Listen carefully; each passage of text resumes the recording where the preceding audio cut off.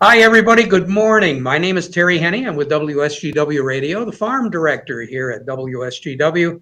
So happy to be with you to talk beans. We're talking beans today through the courtesy of BASF, where they create chemistry. Along with me this morning, I've got Scott Bales working out at the research farm between the Frankenmuth and Richville area. Scott, it's a bad hair day for some folks, but obviously not for you and me. No, this haircut makes it pretty easy, doesn't it, Terry? Yeah, it sure does. A little breezy out there today, but it's the end of November, first part of December. We're gearing up, getting ready for winter. And obviously, you are gearing up for what's going to be a pretty busy off season, so to speak, because you had a lot of work done over the summer. And it terminated with a report that came out, finished up. And I understand you have quite a bit of research to talk about for dry bean growers that might prove to be pretty interesting if they're going to put dry beans in next year. That's for sure, Terry. We know we have a short research season in dry beans, only June to October. Some folks are jealous about that, but the winter does kick off, quite fast here. As we're thinking about seed and looking at those orders and rotations for next year already. So our extension bulletin E3465, so that is the bulletin that has all of our variety trial results in it. Has been published, and if you're on the Michigan Bean Commission mailing list, it's been mailed to your mailbox. So maybe you've seen that already. If you haven't, take a second look through your junk mail there. It's probably waiting for you. And if you're not on that mailing list, it is available online too, on the michiganbeans.com website /research. You'll find that is the latest post there.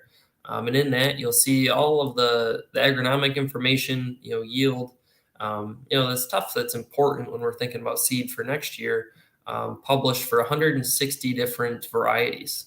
So, when you're thinking about blacks, navies, small reds, what might fit in your rotation, what might not, maybe you're looking to diversify a little bit. It's a great starting point to really take a look at the document and understand what options you may have in your rotation. So that certainly gives us a lot to talk about at these upcoming winter meetings for sure. Let's talk a little bit about number one, the number of pages of that report, and kind of glean it down for us just a little bit as far as highlights. Yeah, for sure. So that document, we try to keep it short, but it is very dense. And anybody that's opened a typical variety trial type report knows that you typically want your ruler and a highlighter as you go through those lines by lines. But there's really two key tables that most are interested in. Tables 3 and 4 are black and navy bean results. Each one of those has 33 different entries in it. And about half of those are commercial. So really it can look a little bit overwhelming, but if you start to sort through those, and I always look for names, that's the easiest way to tell, what is a commercial line versus experimental. Experimentals are numbered typically. You can go through with your highlighter, highlight out those names, take a look at those yield results, and it really helps make it a little more digestible as we go.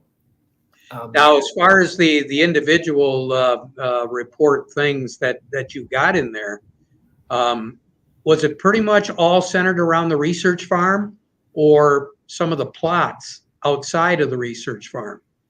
Yep. So that is one of the things that's pretty unique by this. It is an MSU publication, but very little of that research is actually done here at the research farm. So these trials used to be called the PRAB variety trials, or Production Research Advisory Board within the Michigan Bean Commission. That's always focused on farm research. When my position came around about 5 years ago, we merged that into MSU, but we've kept that focus of this being on farm research. So for the majority of these trials, they've got 4 different locations, all on farm in Bay, Huron, Sanilac, and Tuscola counties. And then where we look at our kidney beans, we keep 2 locations of that testing, one over in Montcalm County near Howard City this year. And that second location is kept here on the research farm, as a dry land, non-irrigated type site to still look at those, kidneys and crayons and that dry land type production. Now, let's go back to those tables that you were talking about. Anything in particular from those tables that jumps out at you? So not too many big surprises this year, which is it's always a good thing as we kind of look at the trend of the market. The popular varieties that we've been watching for a good number of years now and have been recommending are continuing to excel. You see a few new lines come into the market each year, which is exciting too. But our kind of standards that we've been talking a lot about for the past year or two really kind of rose to the top again this year. As we look at multi-year averages, that trend has continued. So for black beans, we've been talking a lot about varieties like Nimbus, Spectre, and Blackbeard. That has remained true, through 2021, and also looking at those multi-year averages. In navy beans, it's been a little bit newer on some of these lines. We've been talking about HMS Bounty, has been a really good navy bean for us that a lot of growers got experience with in 2022, a little bit in 2021 as well. But also we've got a few new lines, one called HMS Liberty that has been really exciting. Seems to be potentially a little bit better than Bounty. And we should see some more seed of that headed into 2023. So that's exciting. And also another one, HMS Victory. A little bit of a shorter maturity in the navy bean world, which is a good option that we haven't had in the past. So if that's important to somebody, it's a high performing line with that little bit shorter maturity. So those are all good things to see. I'm just kind of curious, how did the shorter term varieties do this year as far as yield goes? Yeah, so when our season is full like this year, we weren't cut short by any frost. Typically our longer maturities will out yield our shorter maturities. That's just a relationship in the genetics. It's really hard to break. That yield and maturity are kind of tied together like that. The longer the variety it is, the more yield potential it's got. And when we've got those days to finish out the season, like we did this year, those longer maturities typically will yield a little bit more. So if a grower does opt to take a shorter maturity, there is a bit of a trade-off there that they're probably going to give up a few percentage points in yield. But typically we have a reason for doing that. Either we're in northern Michigan, or we have a late planting date and we're concerned about when our wheat's going to go in that fall, and some different trade-offs like that to make our rotation work. This year, didn't we plant some beans pretty early, like even before Memorial Day? Yes, we did. And it's been a few years that we've had these relatively warm and dry springs, and that always makes us a little nervous. When that planting date starts with a 5 instead of a 6, it always makes you cross your fingers a little bit and hope it works out. But this year, I would say we got lucky again on some of those earlier planting dates. We harvested some excellent beans that were planted in May. And it seems like the earlier in May they were, the little bit better they were, which, I mean, when I say early, we're talking mid-20s. We had some planted on the 30th that hit a bit of a dry spell, especially here in Ridgeville, through July, where we were very hot and dry, and they struggled a little bit through flowering. But that kind of goes with the haves and have-nots of water this year, which we've seen all across the thumb. That some guys got a little bit more water when we needed it than others. Overall, we all had a very good, good crop, but some had a very good, depending on that extra little shot of rain or not. Some of the other things that are covered in the report. Yeah, so that report that's out now really just focuses on the variety trial results. So it covers all 12 market classes and 6 total locations for testing. It has columns for maturity, plant height, disease tolerance or resistance. White mold is our big focus in there, as well as lodging, on top of the yield results that are presented. So that's, do we have any concerns at all, or I guess some questions about what our people like Bush Brothers, what they're preferring as far as varieties go? Yeah, so that's always a question for our handlers too, and dealers of, you got to know your customer to understand what we're looking at. And that's a big part of the second step of our process in our canning evaluations, is to understand some of these unique, end use trait qualities that some of these varieties do have. One, for example, that we know, Blackbeard. Blackbeard is an excellent canning variety. You'll see it in a can. It can's a really deep black color, which is desired. It's a really, pearly, beautiful bean coming out of the can. Where we've had some other varieties that'll be more of a light brown. And not that there's anything, nutritionally or physically wrong with that product. It's just not as visually appealing. So those things are always important for us to know and understand, and for our dealers to know their customers, and keeps the end use quality a really important trait for us. So the longer term varieties, are they a little more forgiving when it comes to that visual look? I guess it's kind of a generalized statement, but I'm kind of curious. Uh, when you harvest, as that product is ready to be harvested, sometimes you can't help if it doesn't look good. Right. And the unique thing about canning quality that we're talking about here too, that if you line up, say 10 varieties next to each other in a dry state, they may all look black. They may all look very good and, virtually identical. But once you actually cook those beans, put them through that blanch process and boil, that's when you'll see the difference come out. That different varieties have a different level of leaching that can take place of the anthocyanin. So that's part of the amino acids within that plant or within that seed coat that keeps that black color. Some are more prone to leaching than others. And the more they leach, the less black they'll appear after canning. But prior to cooking, they're virtually identical. So that's the thing that's always shocking, especially about black beans, that we can have a product that looks excellent, in the beginning, but once we go through that cook process, you can kind of sort out some of those differences. And we would always like to have, a long-term variety, as you mentioned, that, looks good dry, looks good cooked, and also has those great, yield and disease tolerance type traits as well. But it's not always a perfect world though, and sometimes we have some trade-offs, and we'll accept a little more yield for a little less blackness in the can. But as long as it's acceptable for our canning customers, and yields well enough to pay our growers and our producers, that makes us a happy industry. Harvest has always been very interesting when it comes to dry beans. And in some cases, that's been the determining factor if a grower is going to plant dry beans. Because with soybeans and corn and everything else, I mean, you can just go in with a combine and you can cut it right off. With the dry beans in years past, you had to pull them. And in some cases, even our upright varieties are pretty low to the ground. What are we seeing as far as moving forward with a lot of our availability of seed when it comes to a little bit more of an upright bean?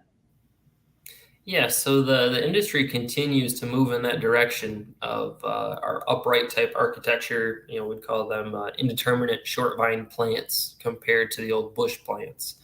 Which, if you kind of think about that, that bush is that old, seafarer navy bean that's a small bush right on the ground, basically. And once it lays down, it's pretty tough to get that back up. I remember the Michelite. Exactly. Michelite bean. Boy, I mean, those things were like pickles. They just spread out all over the place at high yield, but boy, you had to really dig to pull them out even. Right. And if we compare what our samples at harvest looked like in those days compared to now, our beans are so much cleaner, so much whiter, so much nicer because of that upright architecture that we have. If you see the plants once they dry down, sometimes I think they almost look like a small Christmas tree. You see those branches headed up and then they come to a point. And that's really brought our industry a long way. And it's still, when you talk to breeders, as they're walking our plots and walking their breeding nurseries that we have in the state, that's something that's still on their radar, that plants need to be upright and need to maintain that architecture, even when we have growth and excessive water, to keep these beans upright so we can continue to push yield, but not lose that structure that plant has. How many pages are in this report, Scott? So this report's about 15 pages total, the one that's out right now. We'll have our regional meetings coming up here in December where we'll go over that entire report as well as some additional information. And following that, we'll have a actually much longer report that includes all our variety results plus all of our other agronomic trials. So you'll see reports from, say, Dr. Christy Sprigg, our weed scientist, on some of the work they've done with overlapping residuals and some different herbicide programs in dry beans. You'll see reports from our breeder, Dr. Francisco Gomez, and some of his products as they've looked at breeding here on the research farm. And Dr. Marty Chilvers looking at some of our fungicide products of how we can better manage disease. That report typically is out in February and is associated with our Bean and Beet Symposium that we'll be having again this year in Saginaw. But this report for now is the short one. But if you come to our December meeting, you'll get kind of a glimpse into what our longer report does look like. While we're on that subject, I think we've got a slide available to us that kind of gives us a rundown of the program. We could put that up right now. Yeah, that's perfect. Kind of guide me through that, Scott. Yeah, so we'll start off there Monday, December 12th at our Central Michigan Regional Meeting there at the Doubletree Hotel in Bay City. I think most folks are pretty familiar with that. If you can't make that one or you're in the Thumb, on Tuesday, December 13th, we're at our East Michigan meeting at the Franklin Inn in Bad Axe. And then we conclude over on the west side of state, McKenna's Restaurant in Lakeview, where we focus a little bit different. It's more around kidney and cranberry beans, as that's a production that does take place in that part of the state. But all meetings run from 9 till 1 p.m., including lunch. You'll see on the second page there, we do have a little bit of our agenda, laid out. We'll start, with a welcome introduction, and then talk about that 15-page book, our E3465 or dry bean performance trials. We'll go over that for about 20 minutes or so. And then we'll hear a really interesting talk from Dr. Francisco Gomez. So Francisco, myself, and one of his postdocs have been working on a project looking at some historical data. So our variety trials have run in this state for 50 plus years. So we took a subsection of that. The past 5 years, we identified some standard varieties across different locations in Michigan. And really took a deep dive on how those varieties do respond to our different microclimates in the Thumb. And Francisco is going to take some time and go through what he's learned on that project so far. And I think it should be a really interesting talk there, and I'm excited to hear it. Then we'll dive into weed control with Dr. Christy Sprigg and some of our lessons from failed weed control in 2022. Anybody that took a drive around the Thumb, you may have noticed some less than ideal dry bean fields for our weed control and management. The dry spring this year taught me personally a lot of lessons and how I may need to adjust going into 2023. We'll also have Dr. Marty Chilvers, really focused on white mold, when and how to selectively manage. We're going to talk about things like droplet size, gallons per acre, product selection, as well as timing, which is always the big question that we have. We started something new last year too, where we have a small panel discussion. We'll select 3 or 4 growers that are there present, and we'll just go through some basic questions of how they're doing things, how they might be a little different than the group. And we just kind of have an open conversation with everybody at the meeting to be able to ask questions and discuss what's really working and what's not working in dry bean production. So I know I always learn a lot from that, and the groups seem to really enjoy it. And the last talk I'll give that day is an overview of dry bean production in Argentina. So I was able to go down there in May of 2022, which is their harvest season, and get an idea of what their production looks like. I was quite shocked at some of the things we found of how they do things that are dramatically different than we do here. So it was really an eye-opening experience. For the first time in my life, I seen 50,000 acres of light red kidney beans on one farm. And just to understand how they manage that and how their thought process goes into that production was really interesting. So we'll take some time and share with the group, what we learned there. And then the last part, most people are really interested in the marketing report that we do have. So we'll have 3 different marketers coming along to talk about, the fundamentals of the market and hopefully the outlook going forward. Scott, I'm really curious. You mentioned about that meeting, the last one over on the west side of the state. And again, the beans that you mentioned were the cranberry beans, and what was the other one? We really kind of focus on our dark red kidneys, our light red kidneys, but light reds and crayons and some white kidneys would be the majority of the focus at that meeting.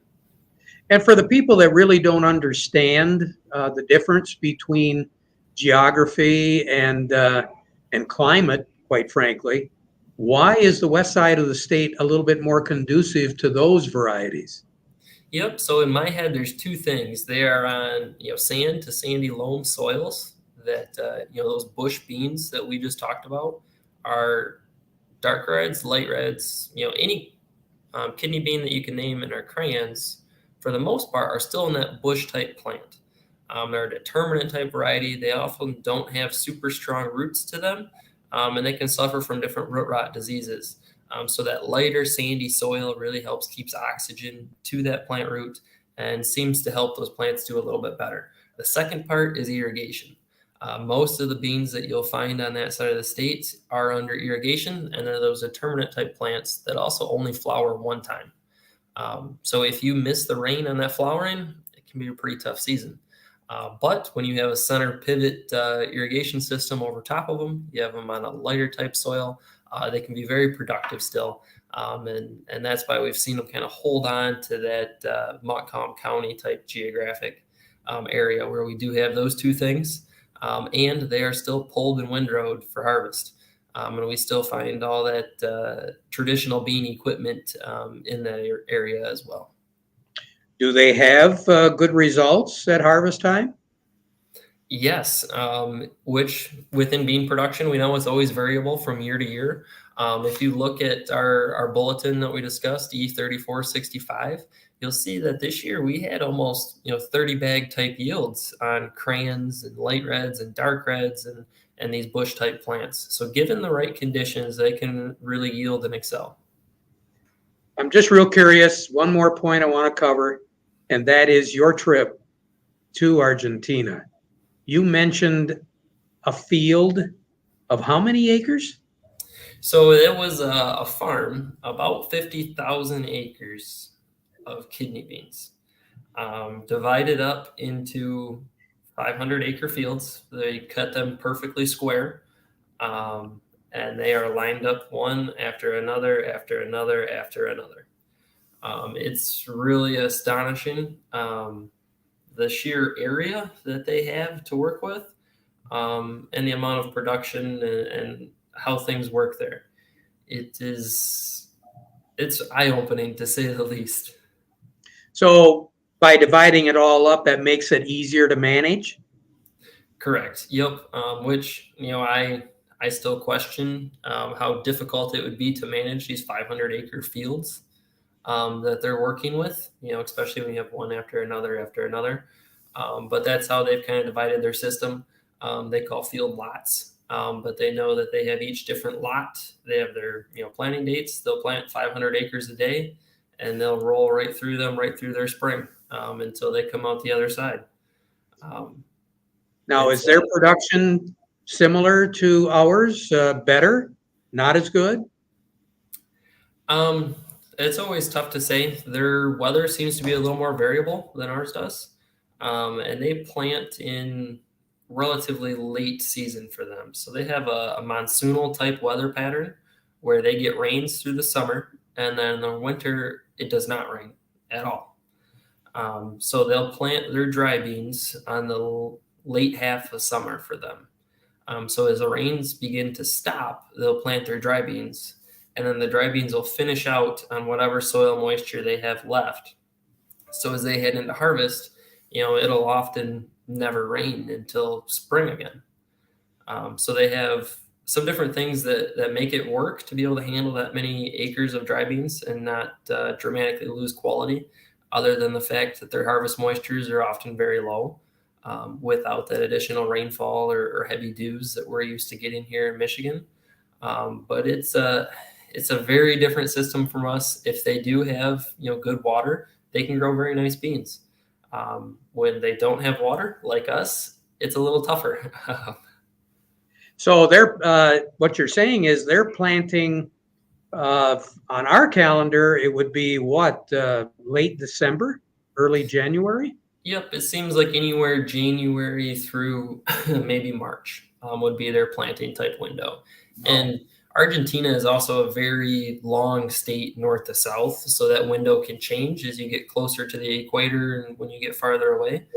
Um, and the other really interesting contrast that we observed there is that dry beans are often planted on their more marginal type farms. Um, that they really take their premium ground, and that's where we're going to grow soybeans. And that ground often gets more water, has more fertility, has better options, and they see more profit in soybeans. Where dry beans get pushed into the more marginal farms that may not have as reliable rainfall historically, maybe not quite the fertility that other farms do have. So and they have access. They have access to the canners. So their logistics are a little bit tougher coming out. Their infrastructure has a long way to go. This farm that I mentioned that was 50,000 acres was 70 kilometers. Let's say 50 miles for a rough conversion down a 2-track dirt road. I would equate this to if you drive up to the UP and found an ORV trail. They haul 50,000 acres worth of beans down that trail. So their infrastructure does limit them a little bit, but they're very determined, inventive growers, and they make it work. So they do compete in the export market. I guess it doesn't make any difference what part of the world agriculture is in. Producers figure out a way to make it work. That they do, regardless. The beans are going to come to market one way or the other. And of course, in our particular case, again, we want to reiterate that you've got meetings next week. The week of, what are the dates again on that, Scott? Yep, December 12th through the 14th. So not this coming week, but the following. Yep. So for more information on that, we can go to michiganbean.com or we can get a hold of you. How do we do that, Scott? Yeah, certainly. So michiganbean.com is always a great resource. And if that doesn't have the questions you're looking for, feel free to get a hold of me. My contact information is available on michiganbean.com. Or if you've got a pen handy, you can always give me a call at 810-304-3698. Okay. Scott Bales, thank you so much for being a part of our broadcast this morning. I'm sure a lot of folks will have the opportunity to see you, talk to you during that 12th, 13th, and 14th of the month of December. And if I don't have a chance to run into you before, have a very happy holiday and a very Merry Christmas to you. Thanks. You as well, Terry, and always appreciate you having us.